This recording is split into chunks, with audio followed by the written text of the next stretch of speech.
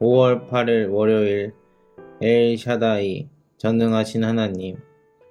오늘의 본문 창세기 43장. 요셉의 형제들은 베냐민을 데리고 다시 애굽으로 돌아옵니다. 그리고 요셉은 베냐민과 형제들을 환대합니다. 오늘의 한 구절 창세기 43장 14절. 개역개정. 전능하신 하나님께서 그 사람 앞에서 너희에게 은혜를 베푸사 그 사람으로 너희 다른 형제와 베냐민을 돌려보내게 하시기를 원하노라. 내가 자식을 잃게 되면 이를 이루도다. 세번역. 너희들이 그 사람 앞에 설 때 전능하신 하나님이 그 사람을 감동시키셔서 너희에게 자비를 베풀게 해주시기를 빌 뿐이다. 그가 거기에 남아있는 아이와 베냐민도 너희와 함께 돌려보내 준다면 더 바랄 것이 없겠다. 자식들을 잃게 되면 잃는 것이지 난들 어떻게 하겠느냐. 한 구절 묵상. 야곱은 목숨처럼 아끼던 자식 베냐민을 포기하고 가족 전체를 구하기로 하고 전능하신 하나님 엘샤다이의 이름을 부릅니다. 하나님은 아브라함, 야곱의 할아버지에게 처음으로 엘샤다이라는 자신의 이름을 알려주셨지요. 엘샤다이는 하나님이 아브라함에게 복을 주시고 자손을 번성하게 해주시겠다는 언약의 이름이었습니다. 오늘 야곱은 가장 소중한 자녀를 포기하였지만 엘샤다이의 하나님이 그를 지켜주실 것이라는 믿음을 고백하고 있습니다. 엘샤다이, 하나님의 이름을 불러봅니다. 묵상 노트. 말씀을 통해 하나님이 오늘 나에게 주신 교훈과 감독은 무엇인가요? 2. 오늘 당신을 두렵게 하여 앞으로 나아가지 못하게 하는 것이 무엇인가요? 전능하신 하나님의 이름인 엘샤다이를 마음으로 불러보세요. 심정이 통하는 기도. 엘샤다이의 하나님, 당신의 전능하신 이름을 불러봅니다. 지금 나를 두렵게 하는 것들을 다 주님께 내어놓습니다. 저를 돌아보시고 도와주옵소서. 아멘. 창세기 43장 세번역. 그 땅에 기근이 더욱 심해갔다. 그들이 이집트에서 가지고 온 곡식이 다 떨어졌을 때에 아버지가 아들들에게 말하였다. 다시 가서 먹거리를 조금 더 사오너라. 유다가 아버지에게 말하였다. 그 사람이 우리에게 엄하게 경고하면서 너희가 막내 아우를 데리고 오지 않으면 다시는 나의 얼굴을 못 볼 것이다 하고 말하였습니다. 우리가 막내를 데리고 함께 가게 아버지께서 허락하여 주시면 다시 가서 아버지께서 잡수실 것을 사오겠습니다. 그러나 아버지께서 막내를 보낼 수 없다고 하시면 우리는 갈 수 없습니다. 그분이 우리에게 말하기를 너희가 막내 아우를 데리고 오지 않으면 다시는 나의 얼굴을 못 볼 것이다 하였기 때문입니다. 이스라엘이 자식들을 탓하였다. 어찌하려고 너희는 아우가 있다는 말을 그 사람에게 해서 나를 이렇게도 괴롭히느냐? 그들이 대답하였다. 그 사람은 우리와 우리 가족에 관하여서 낱낱이 캐물었습니다. 너희 아버지가 살아 계시냐 하고 묻기도 하고 또 다른 형제가 더 있느냐 하고 묻기도 하였습니다. 우리는 그저 그가 묻는 대로 대답하였을 뿐입니다. 그가 우리의 아우를 그리로 데리고 오라고 말할 것이라고는 상상도 하지 못하였습니다. 유다가 아버지 이스라엘에게 말하였다. 제가 막내를 데리고 가게 해주십시오. 그러면 우리가 곧 떠나겠습니다. 그렇게 하여야 우리도 아버지도 우리의 어린 것들도 죽지 않고 살 수 있을 것입니다. 제가 그 아이의 안전을 책임지겠습니다. 아버지께서는 그 아이에 대해서는 저에게 책임을 물어주십시오.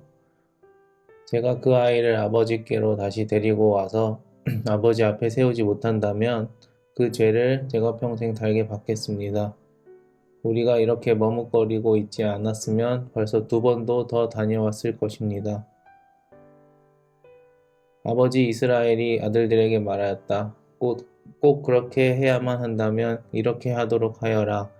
이 땅에서 나는 것 가운데 가장 좋은 토사물을 너희 그릇에 담아 가지고 가서 그 사람에게 선물로 드리도록 하여라.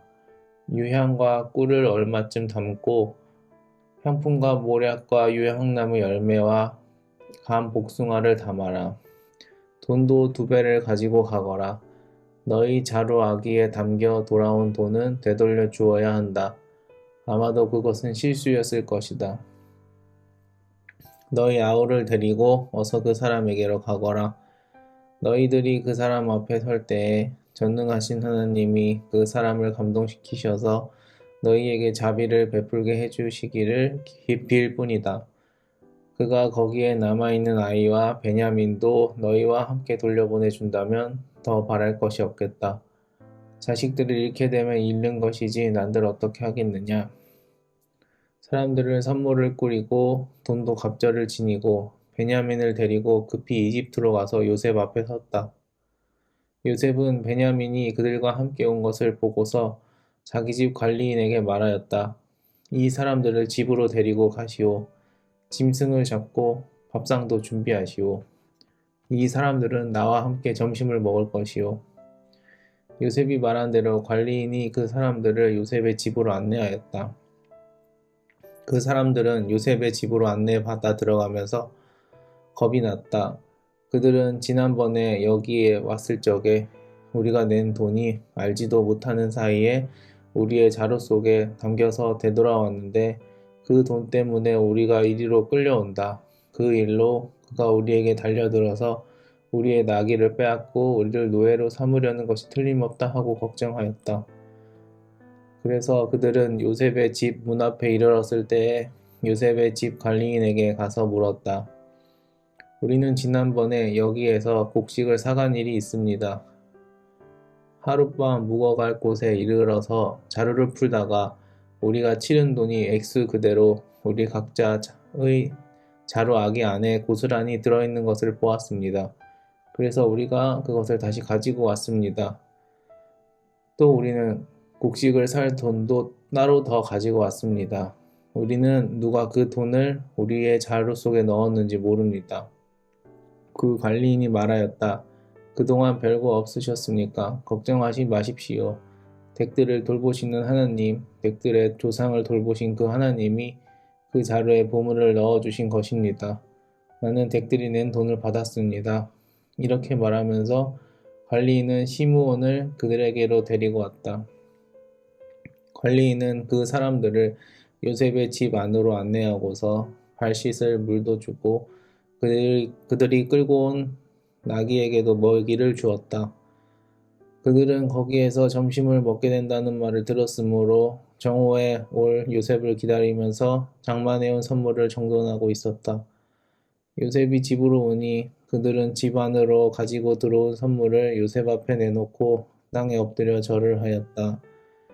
요셉은 그들의 안부를 묻고 난 다음에 전에 그대들이 나에게 말한 그 연세 많으신 아버지도 안녕하시오. 그분이 아직도 살아 계시오? 하고 물었다. 그들은 총리 어른의 종인 소인들의 아버지는 지금도 살아 있고 평안합니다 하고 대답하면서 몸을 굽혀서 절을 하였다. 요셉이 둘러보다가 자기의 친어머니의 아들, 친동생 베냐민을 보면서 이 아이가 지난번에 그대들이 나에게 말한 바로 그 막내 아우요? 하고 물었다.